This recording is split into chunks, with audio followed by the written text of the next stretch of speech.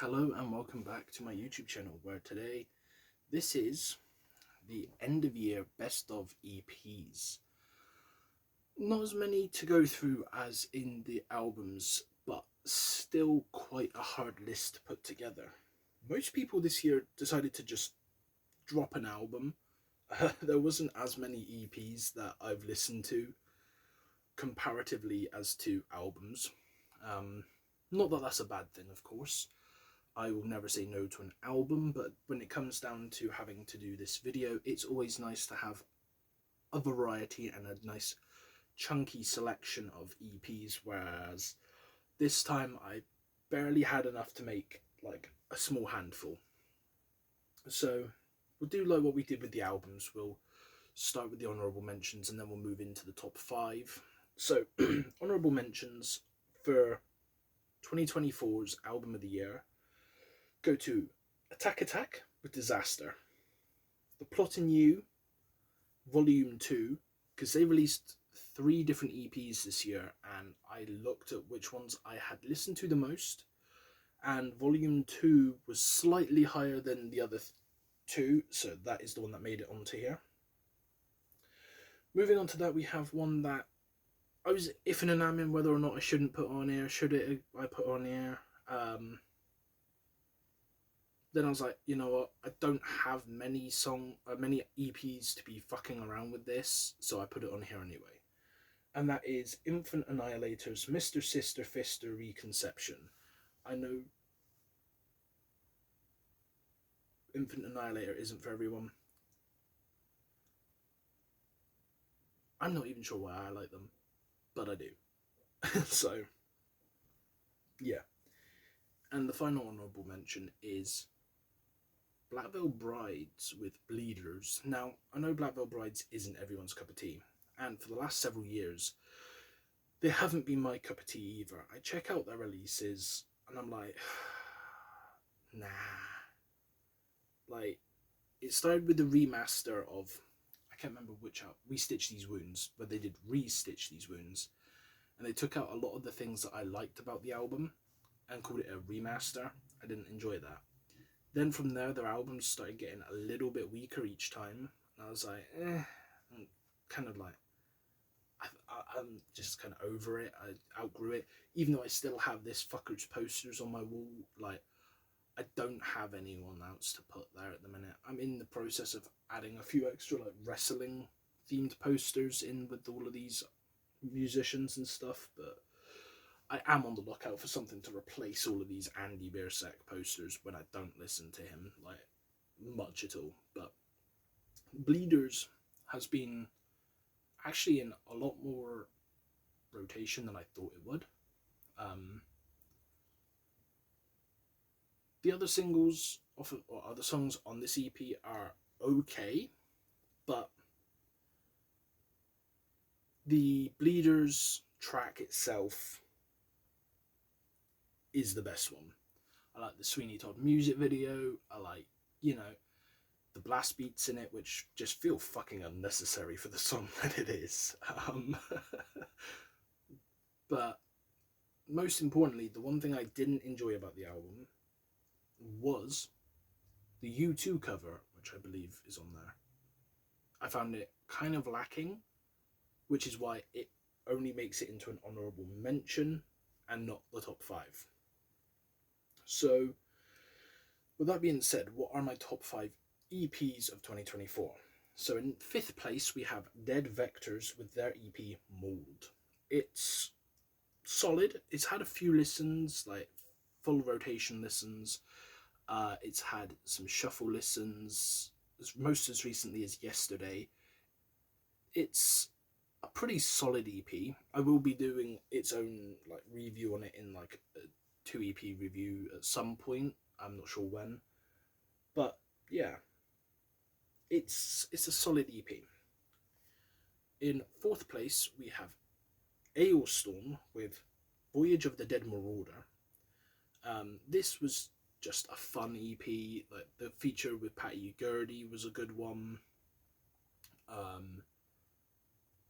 Was it Dick or Cock or whatever it was called? It is like your signature Ailstorm just shithousery, piss-taking.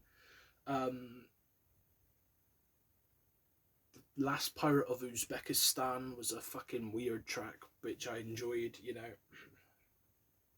It it was fun enough to make it into 4th place. So moving into the top 3, in 3rd position, we have King 810 and Under the Black Rainbow.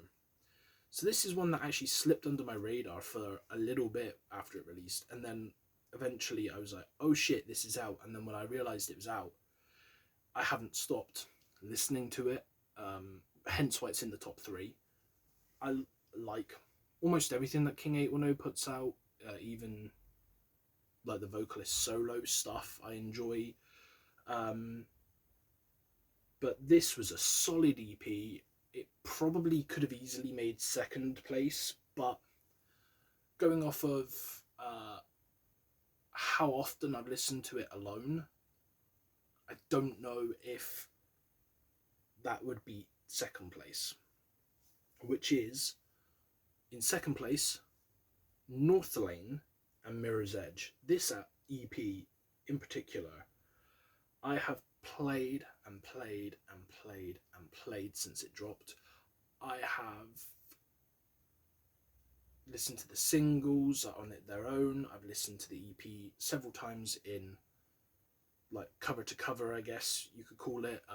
You know, it's a banger. Northlane, again, rarely cease to disappoint, and this is no exception to their incredible discography over the years. I know most of the time they just drop albums, so an EP here and there from them is a rare sight, and this being so good shows that they don't fuck around and they put their effort into even the shorter releases in terms of what they do.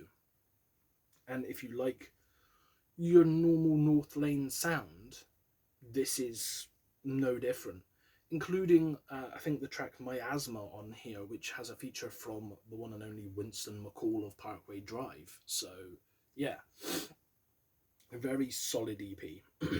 So what is number 1? Who is number 1?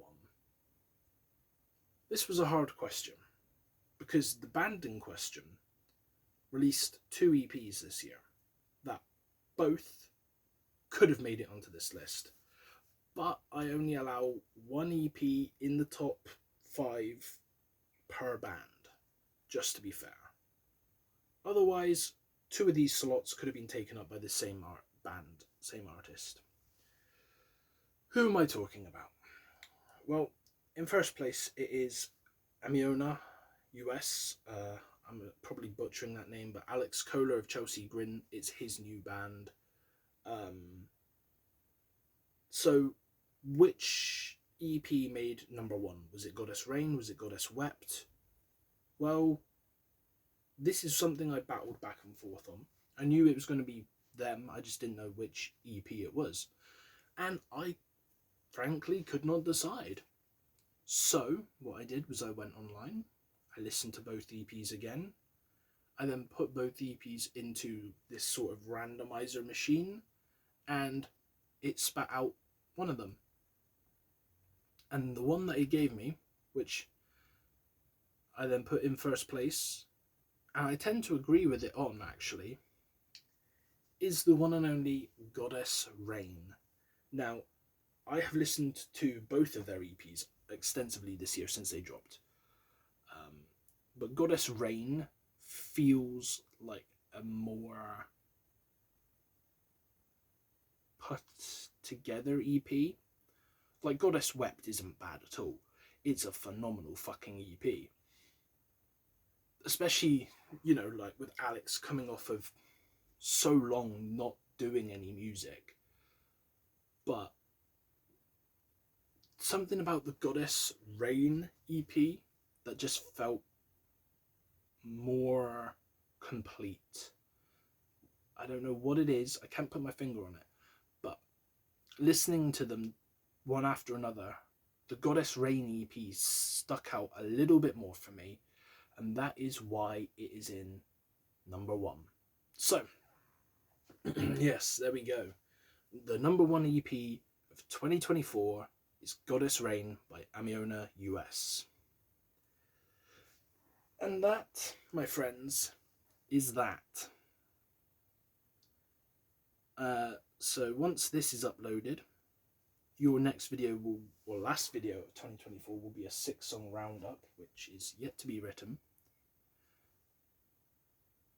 So with that being said, I will leave you. I will see you in the next video. Remember to stay safe out there, my friends, and have a good holiday. Goodbye.